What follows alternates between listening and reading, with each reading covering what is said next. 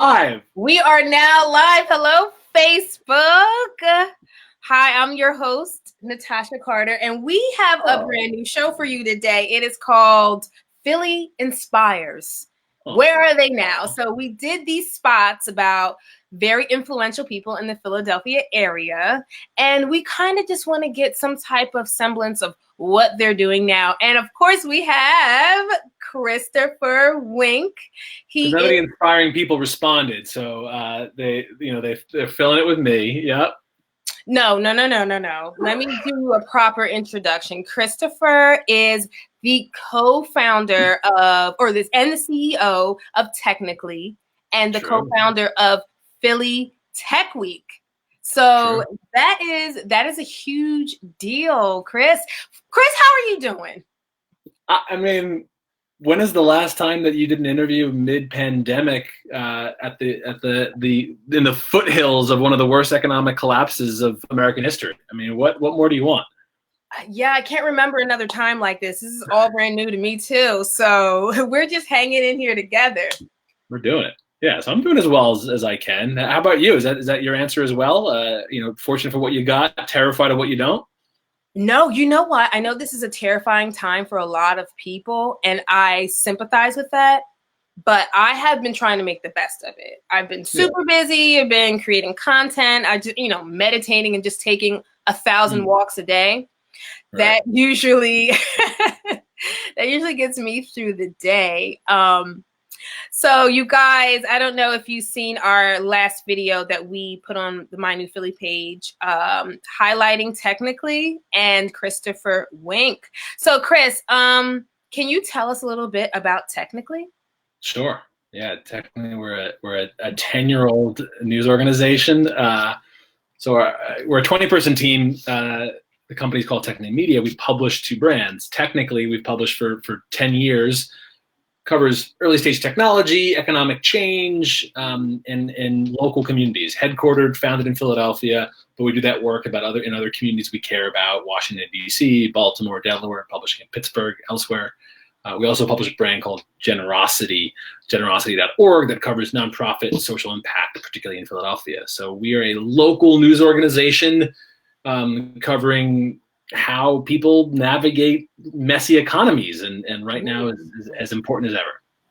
Oh, really? Okay, so how do we navigate a messy economy? I think the economy can be starting to get a little messy. So yeah.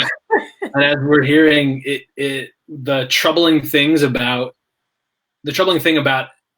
structural inequality and social injustice and institutionalized racism and economic divergence means that when the train gets off the rails, those inequalities are laid bare more than ever.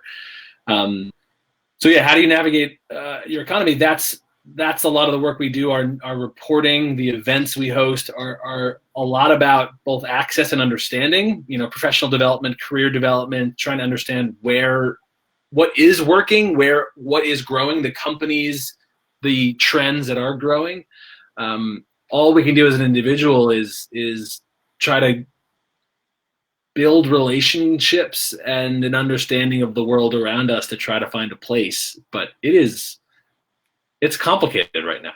It is complicated, and I think everybody is trying to, like you said, find their own little way in this. But as a business owner yourself, what have you done, or what are some specific steps that you've been taking to just kind of keep your head above water? I read that you're trying to be patient with any like layoffs or anything like that. So what are you specifically doing to keep your business afloat right now?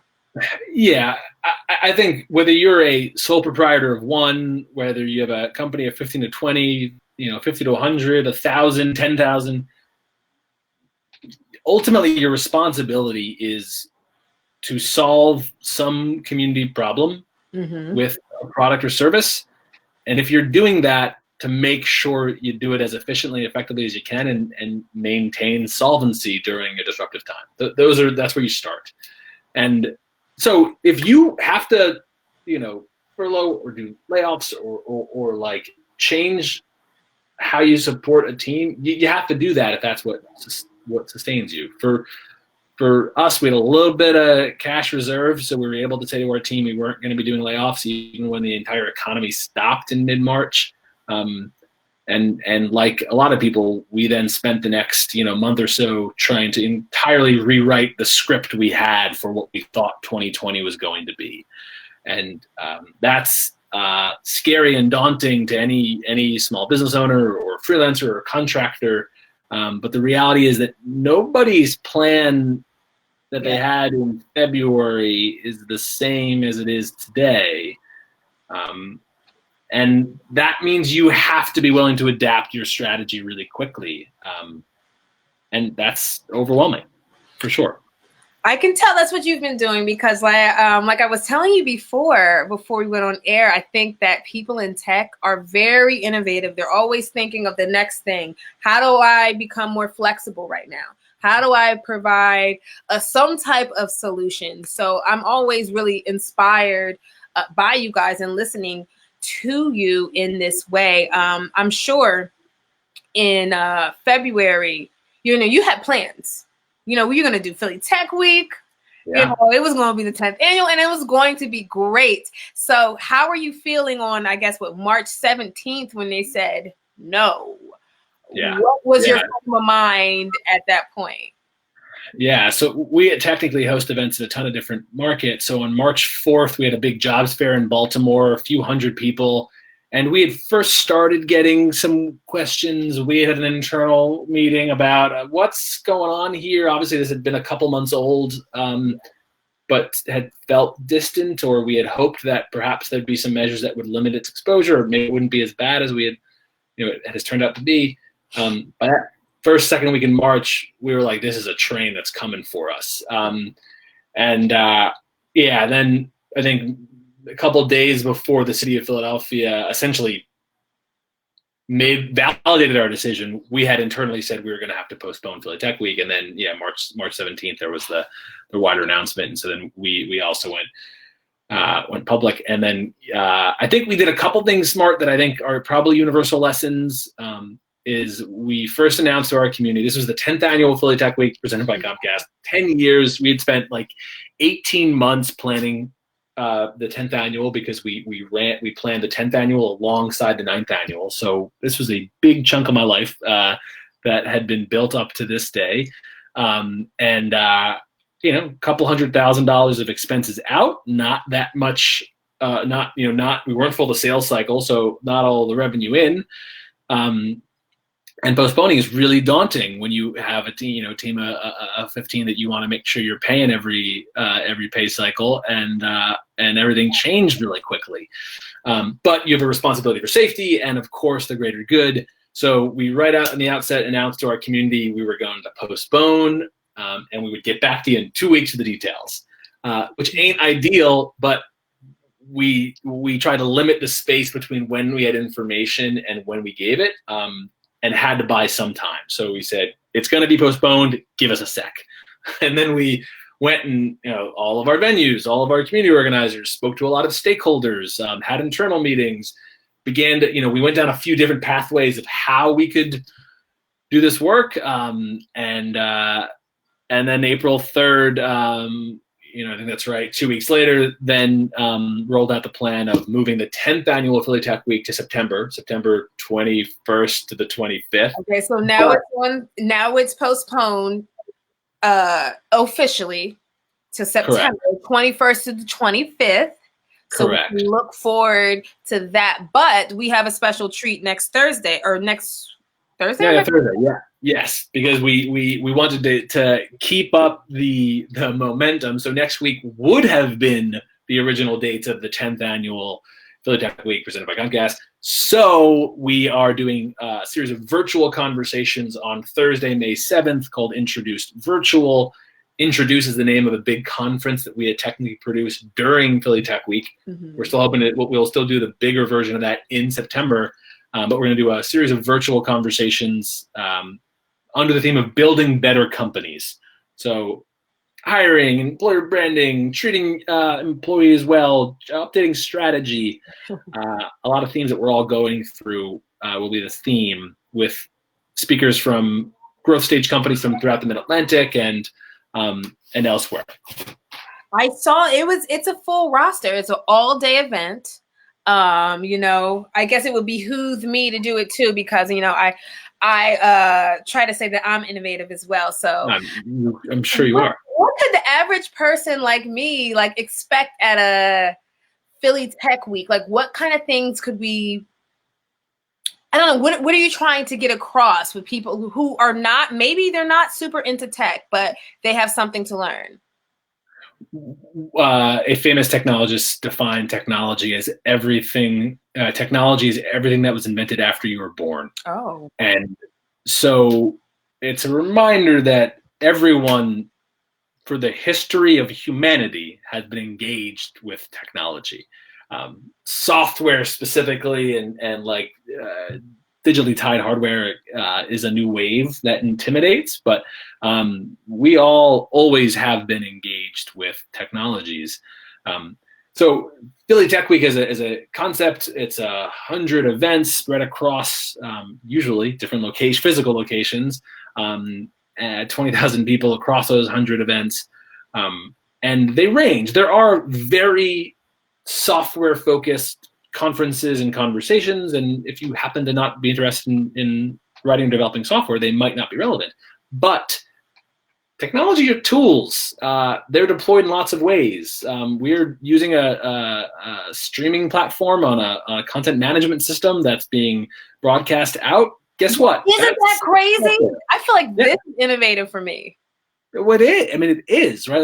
These platforms didn't exist in the last 10 years. So, I mean, it's okay to say that they are factually new. So Philly Tech Week is full of events and conversations that range from the inspiring, the deployment of digital arts, the impactful, how does economic change impact more Philadelphians, to the professional. This is I'm a marketer. I want to better understand digital marketing. I'm in sales, or I'm in business development, or I'm in storytelling, whatever. And there are different tools that I need to use and be proficient in. It's also a big professional development event. This has always been a set of professionals. If you want to know people you might work with or do business with, it's a gathering of those people as well. So it's not a bunch of software developers only. It is people who are thinking differently about how work gets done. I see. So I definitely would definitely join in next week. What is the website? Is it 2020 phillytechweek.com? So there is the Philly Tech Week website, as you might expect, is radically changed over the last few weeks, because that now is primarily will be pointing to the September 21st to 25th 10th annual Philly Tech Week. That said, if you go to phillytechweek.com, there is there's the update about next Thursday's Introduce Virtual, which is a small glimmer of one conference. But we'll be doing a summer of virtual events, so we will be sure to be updating the phillytechweek.com website with a full array of virtual events throughout the summer. And of course, you can always go to Technically, and we publish in multiple markets. If you go to technically/Philly, you would get updates there as well. So you guys definitely have to register and tune in. So we're alone together right now. We are doing this remote, and I find this actually kind of normal. So have you figured out a new normal for yourself right now? Like, have you come up with a routine that works for you right now? Right now, I'm just taking it day by day, but have you come up with a routine right now? Yeah, I've gone through stages, and it's something that, as a team, our coworkers, we've talked a lot about. When we first announced mandatory work from home, I mean, we have reporters in multiple different cities, so a portion of our team has always been remote. We have some DNA. We have a fairly flexible work from home policy, so we have some of that in our DNA as an organization already. But I like people, so we have an office in Old City at Curtis Center, 601 Walnut. So most of our team, most of the time, was going into a physical office and sitting next to each other. Yeah. When we first announced mandatory work from home, it was like, all right, 2 weeks, we're going to mandatory work from home. We'll check back in. And then after 2 weeks, it was like, all right, we're going to do this for, I think we did it for the rest of April. And now we just announced like it's the rest of May. So the first couple of weeks, I, of course, worked from home, but I was pretty much like working at a dining room table alongside my wife. And it actually is, I'm lucky it's very comfortable. I happen to like my wife. So it turns out that fine. But I'm someone who I like a break between my universes. So my wife and I are expecting our first child in June. Congratulations. Oh my God, that is like right around the corner. Oh, it's terrifying, Natasha. It's a whole nother episode. Where we had a little room that we had been we put a mattress and stuff in when we had began to make a nursery. So I removed all of that, and where I'm sitting right now is this little kind of end of a hallway thing that is now my home office, because I needed a space to take my coffee or tea or whatever in the morning and sit down and say I'm at work, and then at the end of the day walk away from. So I needed that, and I'm privileged to be able to have some of that space to allow it, because it certainly helps me mentally, and those breaks are really powerful. So it's part of but I get up, I do a lot of video calls, but my advice to a lot of people, I've never paid closer attention to the steps in my iPhone, my health, the health app in the iPhone to track how many steps I'm taking every day. Watch. So I'm pacing my hallway as much as I can when I'm on a phone call, because I'm trying to get my steps in, because I am not leaving the house like I once was.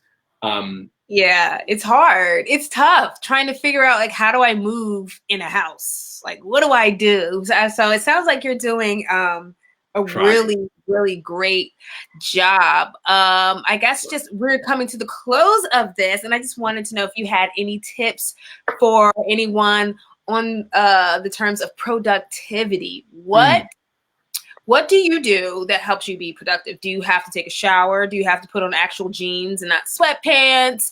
What helps you be productive during the day? Yeah, I mean, I'm always probably pretty casual. You can see by my incredibly ruffled hair from me pulling my hair all day. It's beautiful, actually. Well, it's something, yeah. But I do get dressed in the morning. I definitely do that. I need to that's what I sleep in, and now I am in work clothes. I'm pretty much dressed like I would be in the office, back in January. So that definitely helps me. Having a dedicated space helps me. My coworkers totally made fun of me. I dragged this whiteboard from my office down the street. I was fortunately I had access to a car, and so I threw that into a car, writing out ideas. I mean, the theme of the moment we are in historically is this is one of the most universally stressful moments in the history of the world. Yes. No, rarely, certainly in modern times, rarely has so universally the world been disrupted for everyone. And that is so stressful. It is so scary. And so I try to remind myself, my coworkers, my friends, that we have to know that it's okay to not be productive sometimes, which is not something that I'm very good at. I struggle with that.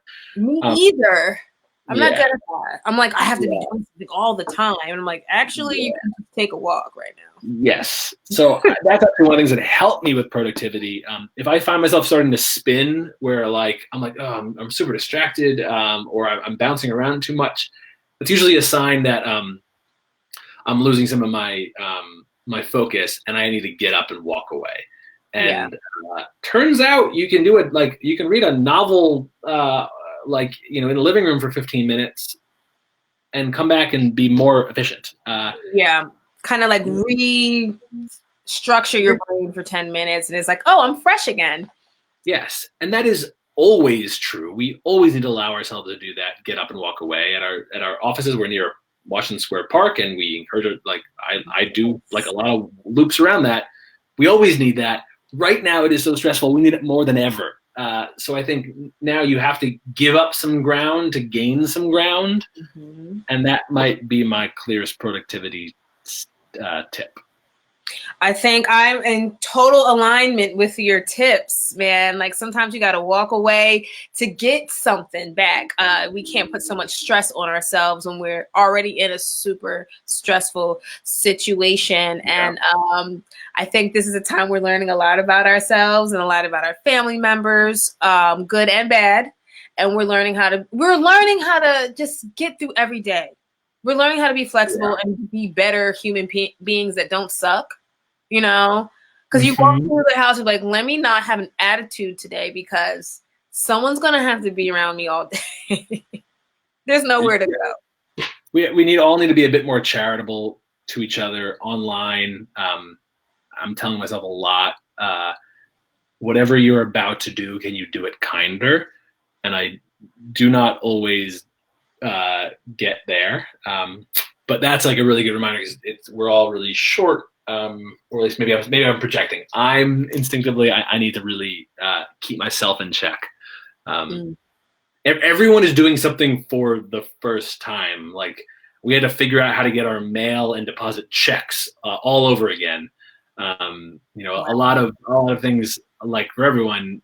I used to know how to get groceries, like things that were not complicated 6 weeks ago suddenly feel a lot more complicated. So the amount of strain on each of us is extraordinary. And so we're in an era talking about mental health, I think we need to really be mindful of each other and ourselves.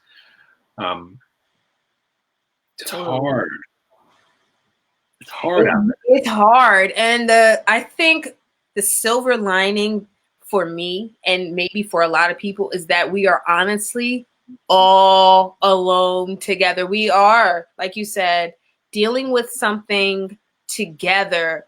Everybody. It's so monumental and it's so unique. And I think we just have to give ourselves that grace. And I want to thank you for all of your productivity tips, letting us know about Philly Tech Week. We will be in there next week and also in September when it is rescheduled. So you guys definitely check out Philly Tech Week. Check out Technically. And thank you so much for being here today. This is our first episode of Philly Inspires. Where are they now? And we're basically all in the same boat, but in like different sections of the boat. So Chris, thank you so much for all the knowledge that you dropped today. I appreciate it. Thanks for having me. All right. If you guys want to watch the highlight we did on Technically and Christopher Wink, check out our Facebook page, and it's also on our YouTube page. Philly Inspires, first episode. We're out. All right. You guys have a good one. Bye, everyone. Thank you. Bye. See you, Natasha.